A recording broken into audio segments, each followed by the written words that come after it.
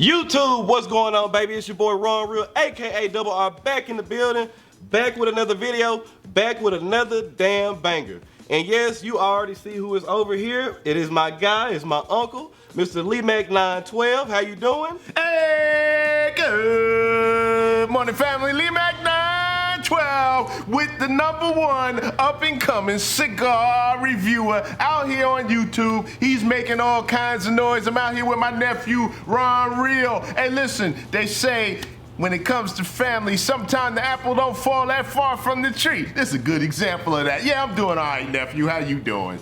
I'm doing pretty good. Here with another episode of Real Reviews. You guys know me and the GOAT. We're going to be reviewing the most highly sought after, the most hyped up, the brands that you guys don't know about. Two of the best reviewers on YouTube. We're going to be testing these cigars. We're going to let you guys know if it's worth it or not. And today is no different. We got a cigar that is really, really hyped up. It's really hyped up. So, tell them what we're gonna be smoking today. Hey, today we're gonna be smoking a cigar. You know, we always go to South America to talk about all of the things that's going on in South America. But you know, during this time of the coronavirus, we gotta stick together as Americans. And we Americans, and that's what we smoking today. From JC Newman, we are smoking the American, which is a cigar that is from an American company. That all was American, baby. Tobacco, all grown in America. We're gonna talk about that later on. The boxes were made in America, the molds made in America, every damn thing made in America. So, you know, and that's probably why it's a little more expensive. We're gonna talk about the price too, and we're gonna see what it is like, and we're gonna tell you who did what with what tobacco, but we're gonna tell you what the smoking experience is all about. So that's what we're gonna do. Yeah, that sounds like a plan. And hey, we're gonna be smoking the Churchill size. I was just thinking about the size. I think, what does it come in, Unc? A Churchill, a Torpedo, a Toro, and a Robusto? Well, you know, you're doing a lot better than me on that this morning, so, but you are right. It does come in the Churchill, which we have here, which is a 7x47. Is that a classic Churchill size or the Cuban Churchill size? I wanna say a Churchill. Well, I know non-Cuban smokers are used to what, a 7x48 or 7x50. That's what I'm thinking, 7x48. But anyway, yeah, that's what they call a Churchill. 7x47 comes in the Torpedo, 6 1/8 by 52 a Toro, 6x54.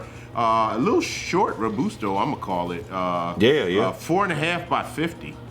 That's a little bit short Robusto. I don't know what the price is, but we'll figure that out in a minute. Yeah, and this thing has a kind of a, as Unc was saying earlier too, it has a tobacco that is all American. So this is going to feature that Florida sun-grown wrapper. It has a Connecticut broadleaf binder, and then it has filler from Connecticut and Pennsylvania. So I'm really excited. I've never smoked a cigar with all American components. So this is something I'm definitely looking forward to. I know Unc over there, he's looking forward to this one too. What you getting on the smell? Oh man, funky. Yeah, it is. Yeah, it's like this is gonna sound crazy because somebody in the comment section gonna be like, "This damn fool here." It smells like sour cream almost. Like, yeah, it does have a sourness to it. It's got a sour funk. Yeah, it's definitely funky. Definitely funky. And this is, like you said, that Florida sun-grown wrapper that was grown by my man Jeff B over in Claremont, Florida. So that's what's on the wrapper. This is, you know. And I'll tell you, I don't know, my wrapper, you know, as I start handling it, it's looking like it's a little bit oily. It's starting to get a little shiny there. So I don't know, we're gonna see. I'm excited. I sure hope this one turns out to be a little bit better than that last damn cigar that we smoked. Oh man. I hope so. I hope so too. Yeah. You know, I was looking at the comment section in that video, and I was kind of wondering, I was like, man, because I know a lot of people like Cass Dagley, so I was like, I wonder if me and Unc gonna get bashed. But from what I saw, it seemed like, I remember Tiny Man made a comment, and he was like, man, I smoked a different size, but completely got what you guys got. No complexity, just flat on flavor. Mm-hmm. And I saw a couple other comments too where people were agreeing with us. So, and I know the Smoking Preacher, shout out to him too. He did a review of that same cigar and didn't care for it either. So. Yeah, and that, you know what, and that's what it's all about. We all are going to smoke different cigars. We might smoke the same cigar and have different experiences. You and I disagree vehemently when it comes to Padron, but that's okay. I still love you, you know, even though you don't understand what a good cigar is sometimes. It's okay. I'm trying to teach you. Hey, but you know what though? Even as much as I love Padrones, I think I know three cigars that are probably going to be in my top 10. I know we agree on all of those, and that's the Aganorsa Supreme Leaf, as far as loving that cigar, the HVC 500th anniversary, and that Aladino Corojo Reserva. All three of them dynamite cigars. Yeah, dynamite. so that's a real good point, because it shows that as far divided as we can be on some cigars, there are some cigars that we absolutely agree on, and those three absolutely we agree on. When it comes to Padron, we don't agree, but that's okay too, because the whole experience is like, well, we get together, we smoke a cigar, we have fun, we light it up, and we enjoy ourselves. So I think that's what we ought to do, because the people gonna say, damn, you got Leemack on there. It's been 6 minutes and you ain't lit the damn cigar up yet. So I think we need to light these bad boys up and see what's going on. That's what I think. Because I didn't get much on the cold draw. Nice draw. But here, I think we should light it up. I ain't even cut my damn cigar yet. See, you know what they're going to say. You know, some people going to be looking down here from the Canadian border down at the Americans and say, damn, those Americans sure take a long time to light the cigar. Shout out to my Canadian brothers. My first cigar and Puff Puff cigars too, man. I'm gonna get my matches out today, and I have my American flag on there, so I'm going all American all the way with this lighting. That's what I'm gonna do. Well, I wish I had some American ones, but we gonna represent for Cuba too. Hey, you know, I didn't get much on the cold draw either, though. Yeah, but it's a nice draw though. It's kind of on the looser side for me. It's about perfect on mine. When I say looser, I'm going to say like kind of right in the middle, not loose like a straw, but it's got some resistance, so it's nice. Yeah. Oh, looks like I'm having match problem. I think my fan is killing the match. But see, I'm over here. I'm faking the funk because, you know, I got on my short sleeves today. I got on my Panama hat like it's 90 degrees. It's actually like 60 degrees, and I got the damn, the heater on, but, you know, it looks good on film. Yeah, this is funny because this happened on the first video. My matches are working, but the fan is killing it, so I'm just finna go get me a, get my lighter, so I'll be right back.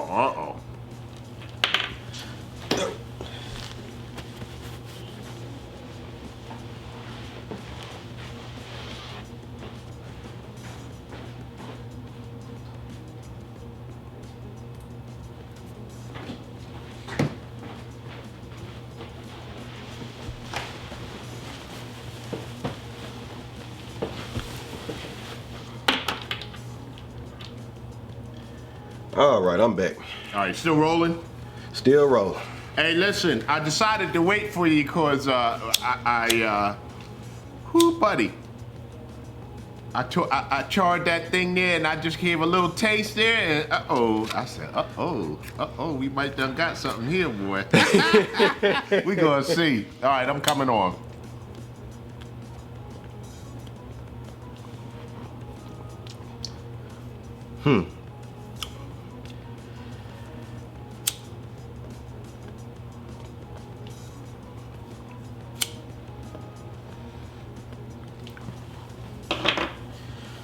Spice, I'm getting some spice on it. I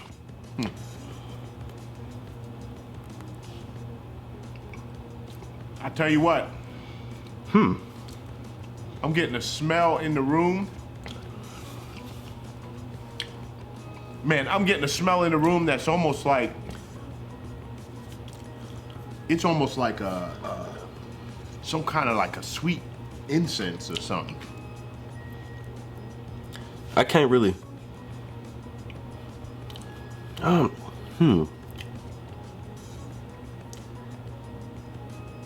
That's weird that you were just talking about raisin bread, because I'm kind of, it's almost what I'm getting on the palate almost. It's kind of drying though. Now, that spice is picking up. I probably am not as, lit as well as you are right now. I'm gonna just touch this up with the torch. Give me a little bit more heat down here, but I'm feeling that spice coming up. Yeah, it's definitely spicy. That hit me immediately. Yeah, my tongue is like coated all the way from the front to the back. Yes.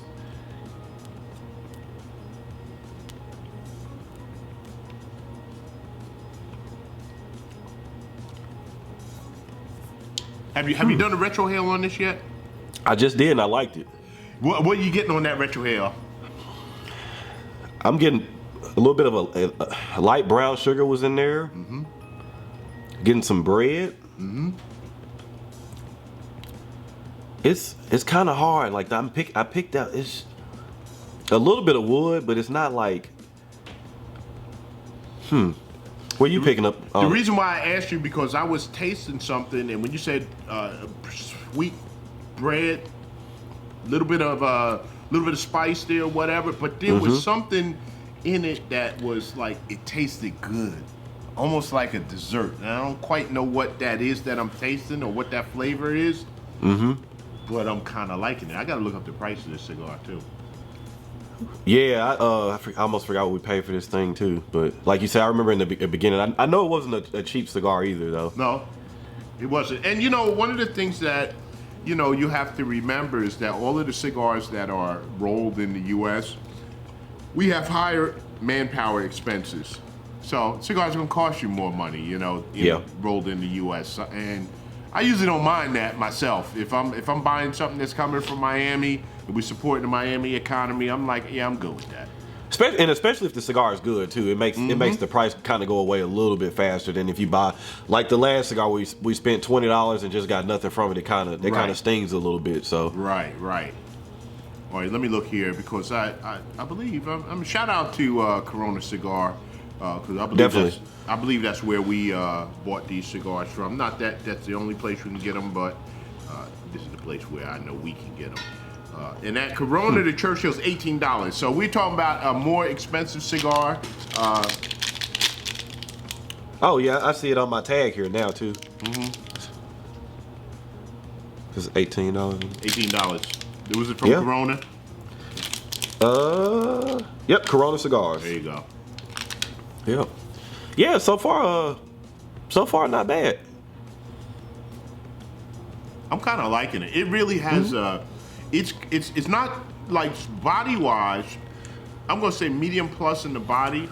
Strength wise, I'm gonna say probably medium plus maybe. I could agree with that. Yeah, that like you said, the smoke immediately from even the first draw, it coats the back of your tongue all over the sides of your mouth. So I would say medium to full is a pretty fair assessment. And yeah, I would say strength is about a medium. Nothing alarming at all.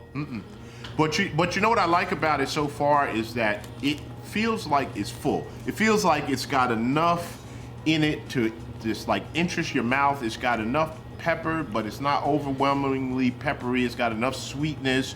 That bready, the part of the tobacco core is kind of filling up the middle part of it. So if you look at a graphic equalizer, it looks like it's giving you a little bit of everything from all over the spectrum. Sorry about that. I'm battling a little bit of allergies. You battle on. That's why we have video editing. But I want to talk a little bit about the hold on, I'm covering you up there, about what's in this, right? So we already talked about the wrapper, Florida Sun Grown, grown by Jeff, I can't say his last name, Let me see. I don't know how to say that. Let me Jeff see. B.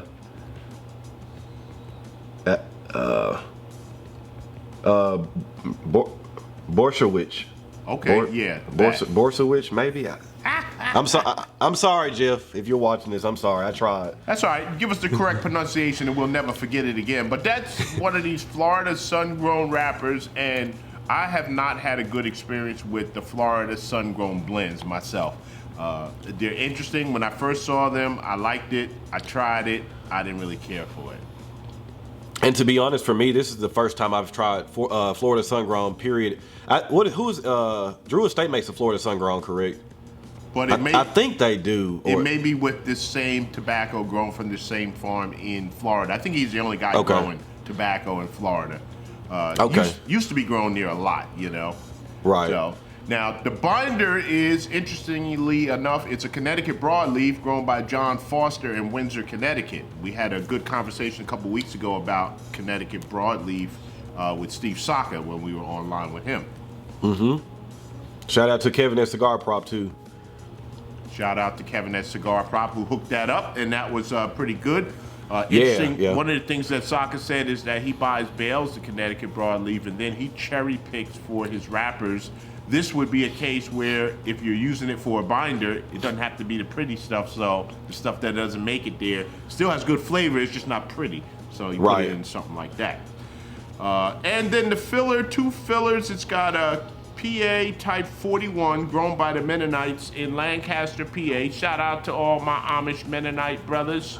Definitely shout out to the Amish. Yeah, if you Amish, you may not be Mennonite, but you may be Mennonite if you are Amish. I don't know. Somebody straighten it out. But I was up that way in Lancaster the other day, riding behind the horse and buggies. You know.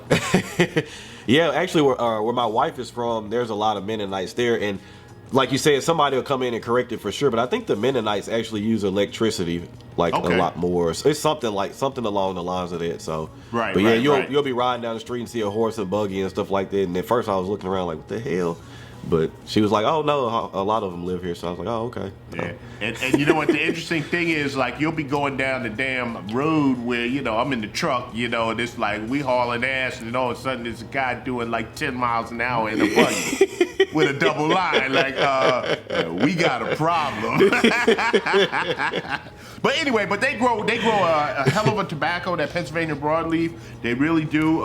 In fact, we not far from my house, we actually have some Amish farms, and I always follow Amish farmers because I know when to plant my garden based on when they do what they do. So, and then the last one is a Connecticut Havana grown by John Foster in Windsor, Connecticut. So that's probably where we're getting some of that spice from.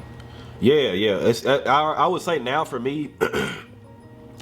The spice is still there, but it definitely died down a little bit. It probably went from, at least for me, probably about a 7.5 to 8, and it's probably back down to about a 6 now. I'm still getting it, but not as intense as like the first few puffs. Nice. Listen, I'll tell it like it is, but from the beginning, I kind of like this cigar. I'm a fan of this so far. How's your burn looking right now? Yeah, my burn is pretty straight. I think it looks a little straighter than yours. Yeah, I'm not gonna touch it up or anything, but yeah, I think yours look better than mine for sure. Yeah, so yeah. But it is what it is, But now we're gonna smoke this for a few more minutes and get out of here, and then we're gonna sit on back and smoke for a while. Are we gonna pair this up with anything, Ron? You call it. Yeah, listen, I got some. I'm ready. I got my glass.